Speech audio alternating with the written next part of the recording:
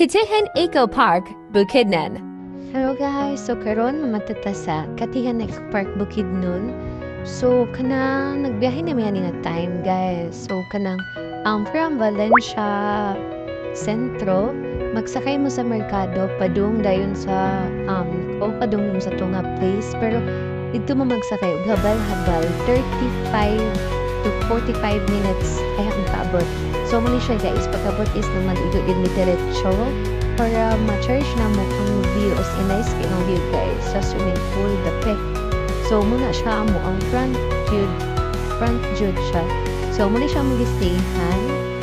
Muna makubo mo ang stayhan. Super nice jud kay ang view guys. Dili jud ko ka-get over.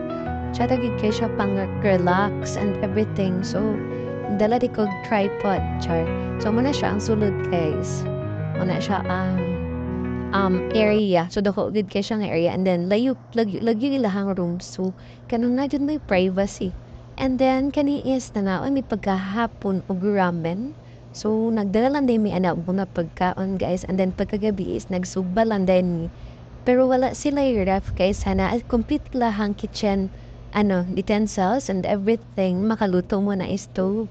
Pero wala sila ref. So kanang kung magdala ganing mo og kanang mga karne, pwede ra mo magdala pero lutuon yun ninyo kay kanang wala gid sila ref. So kana siya guys is kanang nagluto ng may ramen pagkahapon, pang snack lang mo. So pwede ra gid mo makasugba kay na sila sugbaanan diya sa kilid.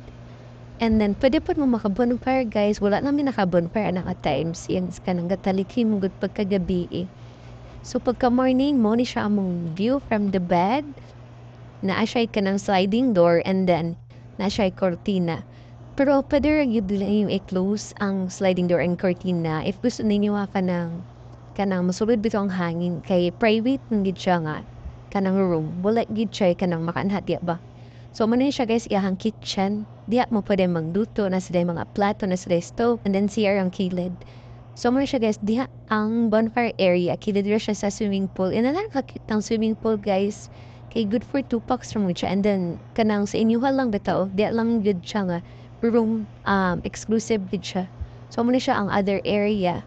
Diri mi nag-video na paday na sa ubos guys, daghan pa rooms diya, and then kilid ana na puyo room pero walay kanang gamay lang siya ba, walay pool. Napod sila public pool, padera mo dito, pero wala na ko naka-video since kanang tanan area super nice jud. So muna amo ang gistayhan katong gin nga ato hinana siya ka far away sa ang gituban. So nasa Redguard dog char, cute kay na siya guys, grabe ka friendly, like na mo stay siya diha, masulod. So dili siya mamaak. So kani siya is kanang mao ni siya ang view jud from the bed, as in kanang pag mata yun mo bitaw ang mao na jud ay mohang makita, like kanang refreshing kaayo, and then peaceful ka guys. Walay siya signal, walay internet, walay suga. So kuan na siya kanang na sila solar.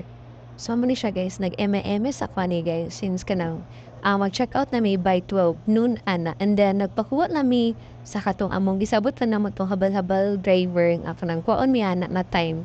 Para kay wala akong signal na guys, wala yung signal diha. So dili jud ninyo makontak ang masking kinsa. So kanang relax ra gid kay siya. Wala jud mo daghan huna-hunaon diha. Like imhunaon is kanang unsaon mo kulik. So grabe siya ka struggle no, grabe kay siya ka bukid. Struggle kay mong pag-ana diha nagabal-habal raman mi. So 300 ang duha ka tao sa habal-habal. So padulong lang na siya. Ang panaog po is another 300. So 2 packs na siya guys. So more to guys. Bye!